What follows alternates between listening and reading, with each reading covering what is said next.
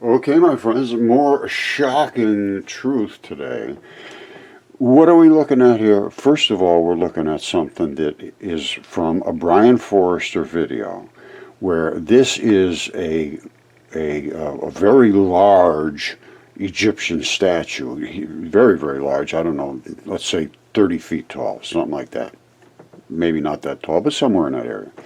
And he calls it very strange weathering on the side of the chest.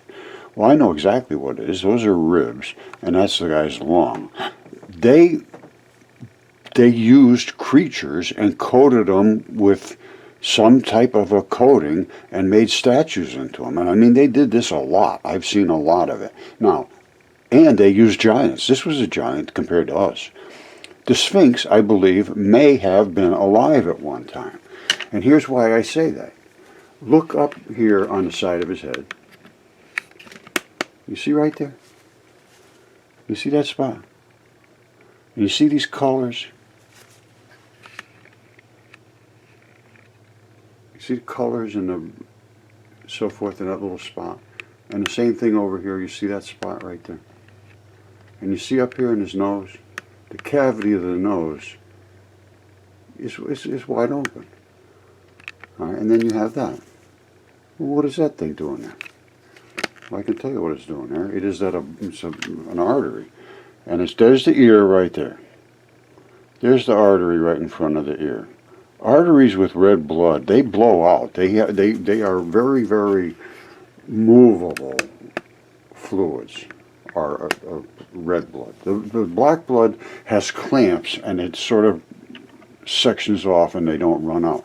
This ran out of the guy's head, blood running out. And I could see in there, if I could get in there to look at that specific spot, I would be able to tell you one way or the other whether that's from biology or not. It can easily be tested now. This is not anything that's hard to do anymore. It's just that it's so rejected that people are, they're freaked out.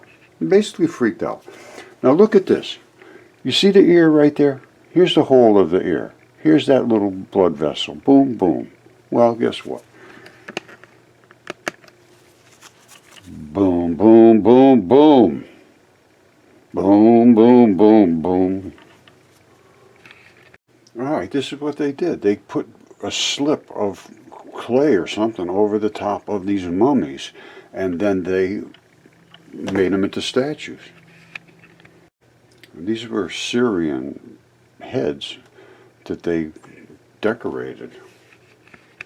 Okay, that shot of the ribs and the lung and so forth of that big Egyptian statue, that came from Brian Forrester. He does some fabulous work. He shows all kinds of things, and obviously people are skeptical of what he's presenting because but he's done the DNA and the CAT scans and all, so it's the same stuff I did.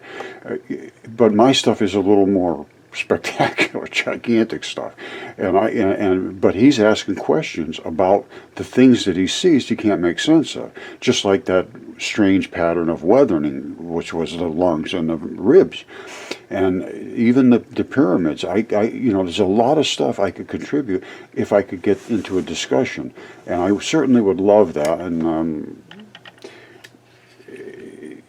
my stuff is so over the top that most people just can't live with talking about it because they become assaulted, just like I have. Just like this thing about the Sphinx. Mainstream, they just laugh. The guy's insane. It's just like this crystal skull. That's somebody faked that. No, they didn't. That's exactly correct anatomically. But you have to look. You have to be able to pay attention and think and understand what you see. The incompetence that I see in science is just amazing. And it's because of just a failure to examine what is in front of their face. This nose is pushed back. This lip is pushed back. This brain is forward, the back part of the brain. You see where it normally should be just sort of rounded way in the back? It was laying on its face like this. This was invaded. It's called nucleophilic substitution.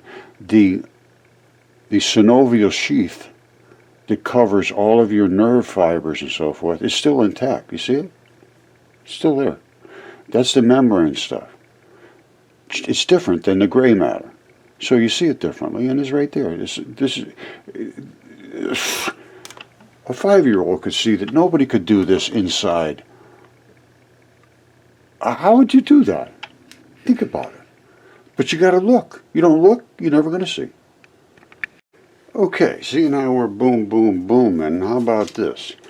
We've seen the cavity of the nose. We've seen this, what I would call the artery probably right there. And that may be the vein right behind it, because the veins don't blow out, the arteries do. And what's this doing right here? And that almost looks like red blood. You see that down there? I don't know exactly what it is, but it looks like it's in the exact spot it should be for another part of the artery. And that would be a weak spot because it's coming into the open, like right on the side where they check your pulse to see if you're dead or not. Alright, so here we go. Make sure you understand what you're looking at. That's the spot we're talking about here, and that's right below the ear. Well, what do we have over here? Let's look at it carefully. Alright, you see right below his ear? You got the artery? And then right down here, it goes into his neck. That's exactly the spot we're talking about. Right there where it goes into his neck. You see it? I believe that's also blood coming out. This could be tested. And then I showed you Mitchell Hedges' skull. To me, unless you... the problem is it's denialism now. Everybody just denies what they don't want to believe. Or what they do want to believe, they just believe. Doesn't matter. There's no truth left for anything. I see none whatsoever. If you have an idea and you have an opinion, to you, that now is truth. I am a material scientist. I could change my mind all day long, and I do. I find things I was wrong about all the time. You know, normally I have a pretty good grasp of the overall, but there's a lot of fine details that I had, I'm still working through. You don't get this in a day or 2 minutes or 30 seconds, or like what happened to us with the human head. 20 seconds on TV, dismissed it and said we were totally crazy, basically, by saying, oh, no, who would ever think this is absolutely, I'm 100% sure this is a carved head. Well, it was absolutely not. All right, I mentioned the head. This is the head. The guy's nose was stepped on. His cartilage is sticking out. His head is smashed in. You've got bone black is what you see here, and the other is the red blood. So you got the red and the black blood coming out. And this is a cap that's on his head. If you can look in real close, you could see the weave, and you can slide a playing card up between this. And what happened was this was shown on TV, on the History Channel, and Jim Burchell, who I worked with extensively, met Scott Walter at a little diner to present them with it, and they had the video going and everything. 20 seconds it took Scott to say, nope, that's not real, 100% sure it's carved. Which is obviously isn't. Who's going to carve a splayed nose open and the cartilage in there? And iron oxides being exactly where they should be for the fractures and the damage done to the body. And all the other anatomy is there, but Jim couldn't speak up for himself, and they only had 20 seconds. This was on the History Channel. So I engaged with Scott over and over, well, half a dozen times or so, and it just ended up just like it always does, get lost on the expert. And that literally destroyed Mudfossils since then. That was like, I think 2015, somewhere around there. Okay, I was so upset about that head thing and about everybody dismissing everything. I mean, I tried Yale and Harvard and Johns Hopkins and virtually everybody. And we even had that head CAT scan down at University of Texas on the recommendation of Yale, saying, oh, you'd have to have a CAT scan and all this stuff, forget about it. I said, no, we'll do that. We did it, and then they refused to talk. It was a nightmare. So I ended up having this CAT scan, DNA tested, this CAT scan, DNA tested. These were CAT scanned by Jesse Garant and Associates, way better than University of Texas. It was just a waste of time and money for them, and it was very, very frustrating. Anyway, we have new species. This has all been done now, and now it's understood, and it's still being fought back against because of my audacity to bring this forward into the realm of somewhere where I shouldn't be trespassing. Well, Velikovsky had the same thing. He had his story of the history of our world based on the ancient texts. And I have validated what he said is almost absolutely for certain true. And this didn't happen that long ago. All this stuff is on the surface of the earth. It was 3,500 years ago. There was a terrible flood. Everything turned flat as a pancake on the back. And they all did. Even my goose Caesar here. I think he's a goose. I'm not even sure now. We have a bulletin out there to show you if that feather pattern is a goose or something else. All right, and his little bump is on the bottom. But see how it's flat on this side? All right, report any data about his origin. Is he a goose, or is he a duck, or is he a swan? I don't know what he is. I love him one way or the other. Now, we have new species that don't have bones in them. They have springs. Other than that, they're pretty damn close. They have the regular tibia and the fibula on the side. But no toes. Well, the toes are built in. That's actually the shoe. Well, I mean, it's not a shoe. That's the thing. Now, this is a fingertip from a giant I have here. And I have his whole hand, and I have all kinds of parts from him. And the DNA tested, CAT scan, all that stuff. So I wrote the book because I call it Minds in Collision. I wrote that 6-7 years ago.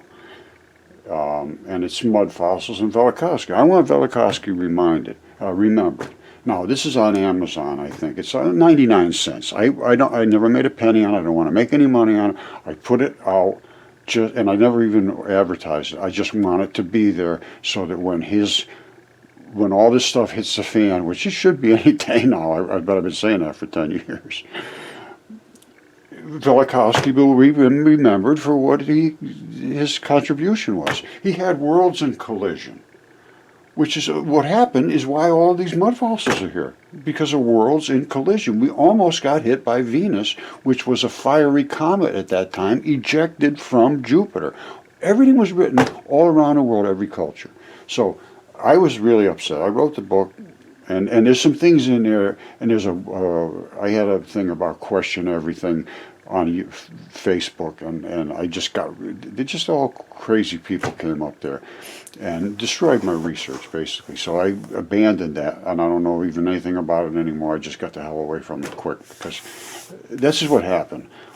All these absolutely crazy people made it look like I was a crazy person because I was presenting this crazy stuff. But I had all evidence behind it. I didn't say all these crazy things, conspiracy theory, this and that, and just absolutely insane things to make me look insane.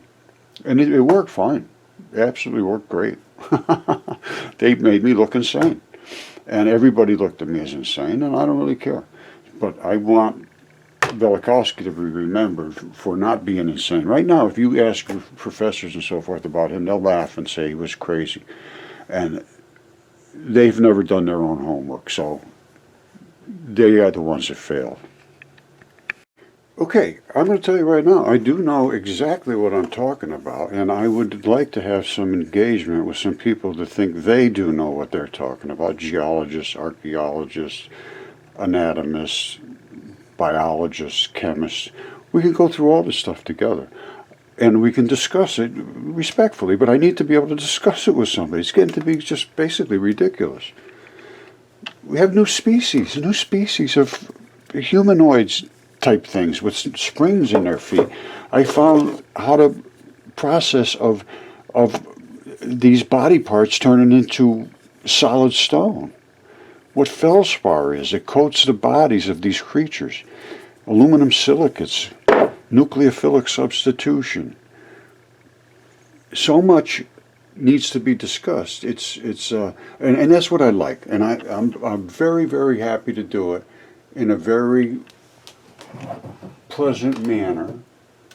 And here's how you get a hold of me. Roger@mudfossils.com. We can do the discussion, Zoom, debate, have moderators, and to go back and forth and say, well, let's discuss the chemistry, let's discuss the anatomy, let's discuss the ancient texts, let's discuss, what's currently thought. And we'll go from there. All right, I love you all.